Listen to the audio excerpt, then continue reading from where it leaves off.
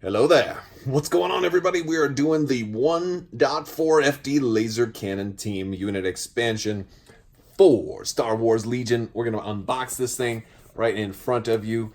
So happy to have this thing. You know, this was actually my first vehicle playset. I'm calling it vehicle playset. My first non-action figure from Star Wars as a kid.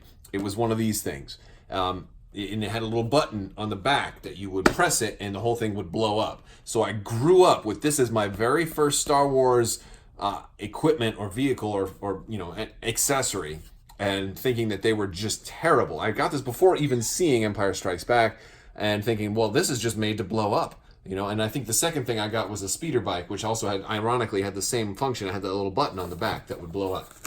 So, historically speaking, I'm not as well versed to these guys because they are, they just seem like they're gonna blow up. I don't know. We're gonna see. My unboxing skills leave a lot to be desired. All right, that's it. We have got the thing out of the box. It's out.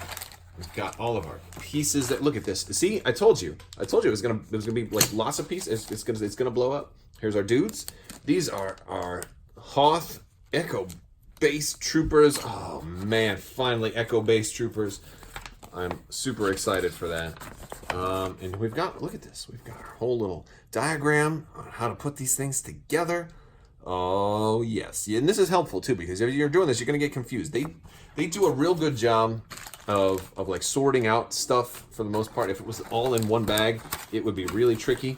And I will say they do a good job of making sure that things are mostly pretty close to the mark. Now this right here this is a large base. This is the same size as a snow speeder base.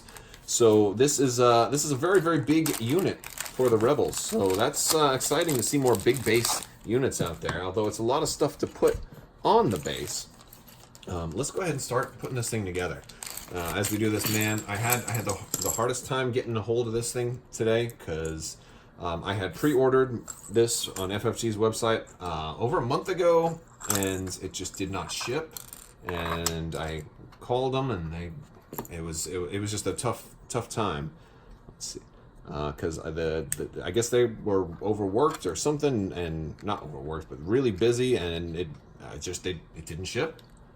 I don't know what happened, but I was like, well, I have to go out and find one now. I don't want to wait because if they ship it today, it's going to take like a week for it to get here, and that was unfortunate. So let's see. We've got that on that. This goes in here like so, right? But how does that connect? Does this go in there? No. All right. This shows this piece going right in here. But there's another piece going through it. And then this piece goes in the back. Okay. We're having fun. Alright. This is going to go in the back like that. Okay. And this is going to go right there. Okay. But before that goes in, this has to go in. Oh, this one is going to be tricky.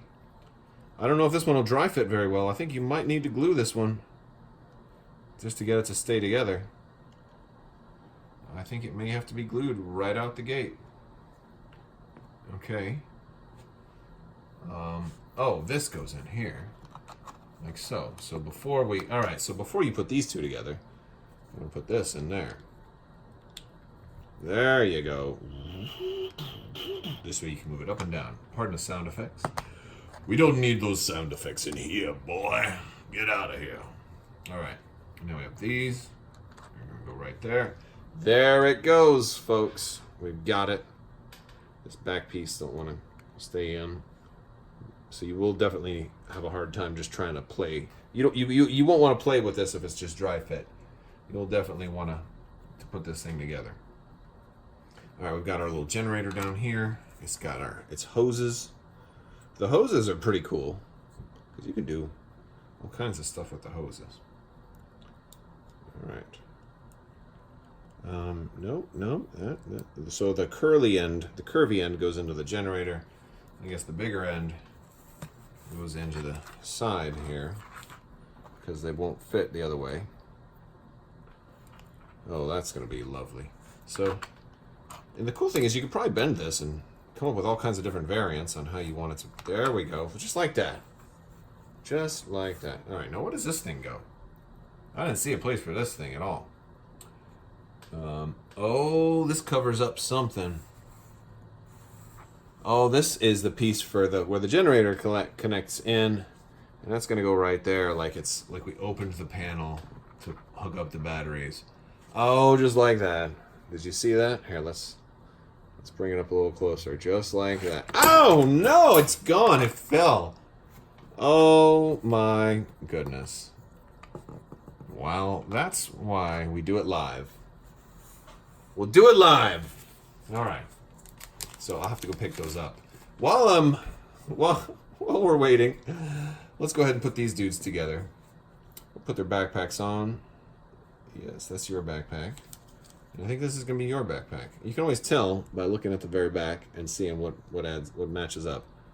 Those silly backpacks. All right, we're losing pieces. All right, we've got these two guys, and they're pretty good sculpts. I'm liking those dudes.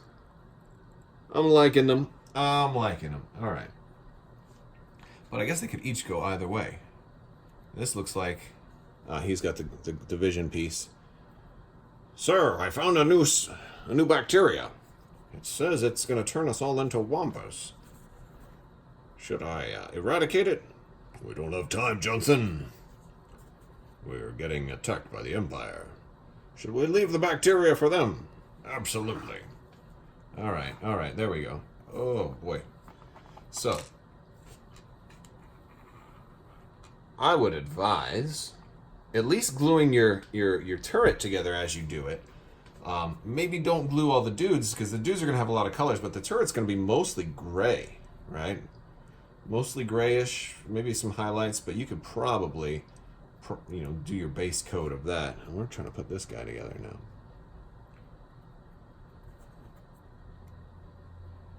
We're trying to put this guy together. Oh, okay, all right. All right, there he is. We've got them both. So he's not doing anything. He's just watching in binoculars. Like at least in the E-Web, the other guy's like, petting the generator. This guy's just standing there like, well, you look like you're good to go. I'm gonna go spy on the neighbors. I'm gonna have him looking. You could totally glue this guy and have him looking backwards. Like have him looking like the opposite way altogether. That would be hilarious. That would really be funny. I think that's a winner. I think we're gonna do that. I gotta go find those other pieces. Oh boy, they're somewhere. They fell down. Oh boy. All right. Well, that'd be fun. We might be buying another 1.4 FD turret. But hey, the good news is we got some cards. Let's go ahead and look at these cards. Don't drop your pieces. I have, up until today, I had a pretty good record of not breaking or losing or destroying anything while doing these unboxings. It's been at least 2 months since I've destroyed something live while doing an unboxing. Although this isn't actually live, but yeah.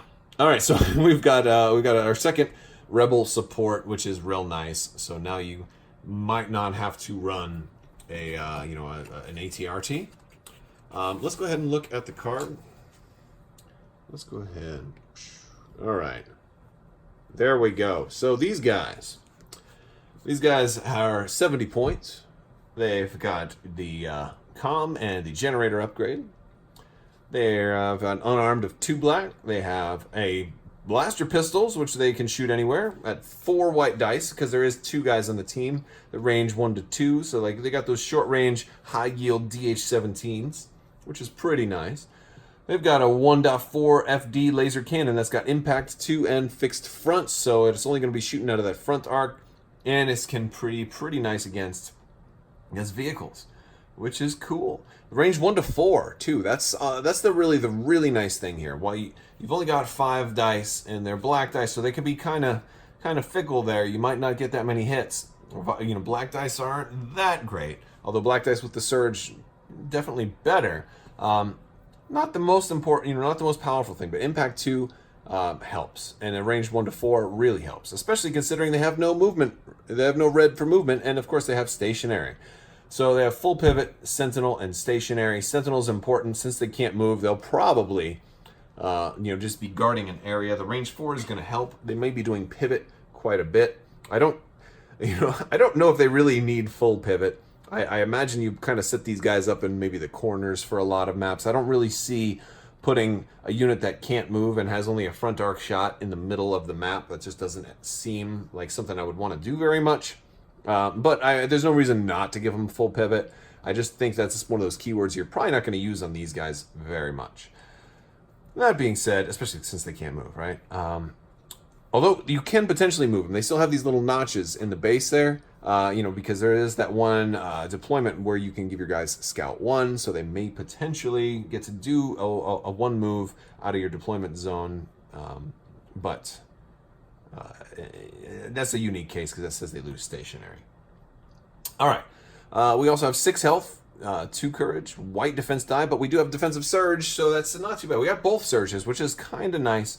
I kind of dig the surges. Let's take a look at our cards here. We've got the barrage generator. This is an exhaust, so since you can't move, I think it's not a bad idea to put exhaustible cards on here because you may be doing recover quite a bit while performing a ranged attack with a weapon that has fixed. Add 2 white attack dice and apply suppressive to your attack pool. So this turns you from 5 to 7. Not bad. It's good against infantry. Especially since you're already pretty good against vehicles. It's not a bad idea. I would probably run Barrage Generator on these guys. But then you have Overcharge Generator. If you want to go full-blown against vehicles, this will give you up to Impact 3 potentially, because this is another exhaust. It's going to add another black die and give you Impact 1. So that one's nice. You can't do both of these, though, because you've only got 1 generator upgrade.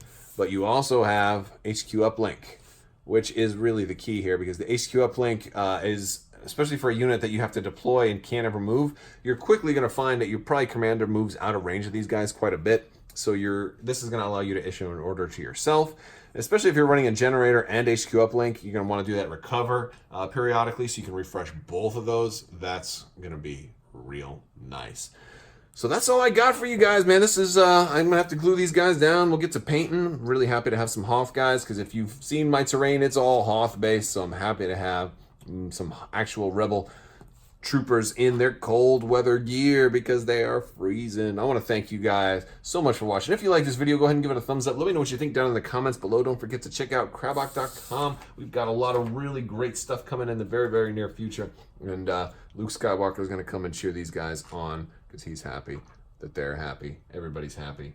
Oh no, here come the snow troopers. Oh, he blasted them away. All right, guys. Thank you so much for watching and have a great day.